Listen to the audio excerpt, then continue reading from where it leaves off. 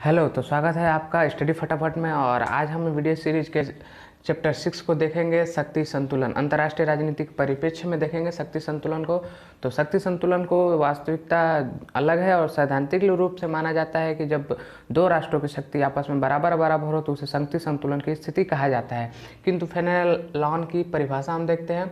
परिभाषा में इन्होंने कहा है कि अपने पड़ोसी राष्ट्र को इतना शक्तिशाली कभी न बनने दो कि वह भय का कारण बन जाए। अर्थात एक राष्ट्र दूसरे राष्ट्र के शक्ति संतुलन को इस तरह स्थापित कर सकता है कि उसकी शक्ति कम बनी रहे और मेरी शक्ति ज़्यादा रहे, तभी शक्ति संतुलन की स्थिति स्थापित हो पाएगी। और शक्ति संतुलन की स्थिति की विशेषताएं हैं, जो 6 विशेषताएं हैं मैंने नोट किया है, इसको देखते हैं। कि संतुलन की स्थिति से अभिप्राय, अर्थात कि इसका अभिप्राय यही होता है कि शक्ति का संतुलन बना रहे। और यह संतुलन ऐसा नहीं है कि बराबर बराबर भागों में शक्ति की बंटने से ही संतुलन कायम होगा। संतुलन कायम करने के लिए लोग मैत्री संधियाँ, राष्ट्र मैत्री संधियाँ भी करते हैं, यहाँ तक कि अपनी शक्ति को वृद्धि भी करते हैं ताकि दूसरा राष्ट्र मेरे से कमज़ोर रहे तो वह मेरे ऊपर आक्रमण नहीं करेगा। इस तरह से शक्ति संतुलन बना रहता है। दूसरा क्या है, यथापूर्व स्थिति को ज्यों का त्यों बनाए रखना। जो अभी की स्थिति है उसी स्थिति को बनाए रखने का कार्य कौन सा करता है? शक्ति संतुलन करता है। अगर शक्ति संतुलन स्थापित रहता है तो वर्तमान की जो स्थिति रहती है वही स्थिति बनी रहती है। यह परिवर्तनशील प्रकृति का होता है, यह स्थायी प्रकृति का नहीं होता कि एक बार शक्ति संतुलन स्थापित हो गया तो हो गया, नहीं। इसके लिए राष्ट्र सदैव प्रयत्नशील रहते हैं, ये भी एक विशेषता है। इसमें प्रमुख बड़े राष्ट्र ही होते हैं, छोटे राष्ट्र छोटे बाटों की तरह कार्य करते हैं। और ये इस हेतु सभी राष्ट्र सदैव प्रयत्नशील रहते हैं। मैंने बता दिया कि सभी राष्ट्र एक बार शक्ति संतुलन स्थापित होने के बाद शांत नहीं बैठते हैं, अपने शस्त्रों के निर्माण में मैत्री संधियाँ करते हैं, एक दूसरे से फूट डालते हैं, ये सब चीज़ें कार्य करते रहते हैं ताकि शक्ति संतुलन स्थापित रहे। और बड़े राष्ट्र जो होते हैं वही इनमें प्रमुख होते हैं शक्ति संतुलन के स्थापित में। जैसे वर्तमान में अमेरिका, सोवियत संघ, ब्रिटेन, सोवियत राष्ट्र हो गया है, संघ तो टूट गया है, भारत, चीन, ये सब बड़े राष्ट्र हैं। लेकिन छोटे राष्ट्रों में मलेशिया, सिंगापुर, स्विट्जरलैंड, ये सब छोटे छोटे बाटों की तरह रहते हैं। इनका कोई उतना औचित्य नहीं रहता है शक्ति संतुलन की स्थापना में। छठवां, सैद्धांतिक स्वरूप से वास्तविक स्वरूप अलग होता है। अर्थात इसका सैद्धांतिक स्वरूप यही कहता है कि अगर तराजू है, तराजू के दोनों पलड़े समान हो, किंतु वास्तविक स्वरूप वो नहीं रहता है। वास्तविक स्वरूप कहलाता है कि एक का पलड़ा हल्का हो, एक का पलड़ा भारी हो। अगर जिसका पलड़ा भारी रहेगा तो उसके संदर्भ में कोई भी आक्रमण करने की नहीं सोचेगा, क्योंकि समझता है कि वो उसके पास ज़्यादा शक्ति है। इस कारण शक्ति संतुलन स्थापित रहती है। तो शक्ति संतुलन के जो साधन है उस साधन को देख लेते हैं कि कैसे साधन बढ़ाया जाता है, किस साधन से हम शक्ति संतुलन को स्थापित किए जा सकते हैं।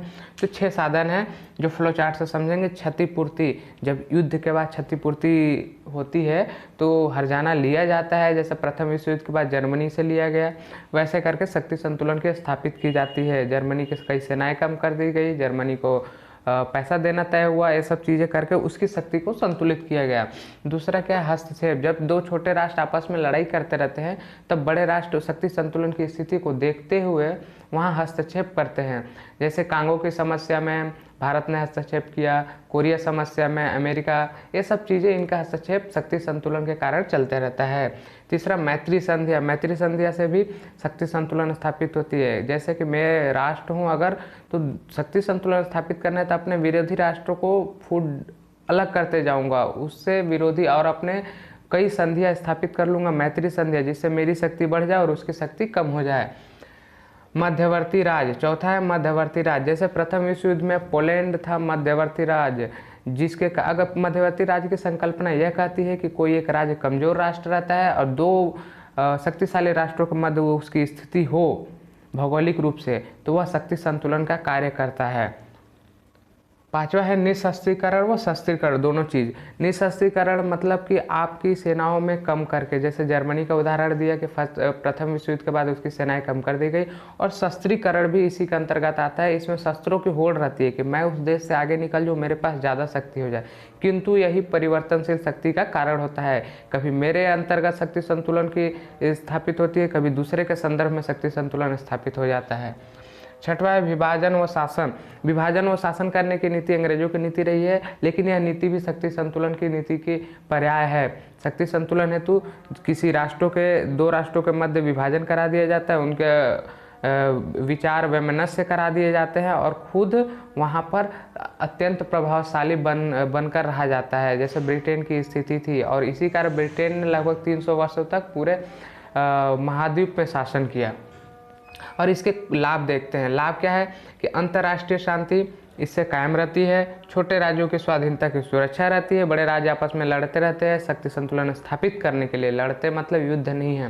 जैसे वर्तमान में देख सकते हैं कि अभी अमेरिका हस्तक्षेप की नीति अपना रहा है शक्ति संतुलन की स्थापना के लिए यूक्रेन से संबंधित। अंतर्राष्ट्रीय कानून की अस्तित्व कायम रहता है, क्योंकि अंतर्राष्ट्रीय कानून का अस्तित्व इसलिए कायम रहता है क्योंकि बड़े बड़े राष्ट्र ही अंतर्राष्ट्रीय कानून को चलाते हैं। जब बड़े राष्ट्रों के मध्य शक्ति संतुलन स्थापित रहेगा तो वो कभी नहीं चाहेंगे कि युद्ध हो, तो अंतर्राष्ट्रीय कानून जो होता है संयुक्त राष्ट्र संघ का कानून वो कायम रहता है। धन्यवाद, आप इसे नोट कर लीजिए। अगले अध्याय में देखेंगे कुछ और।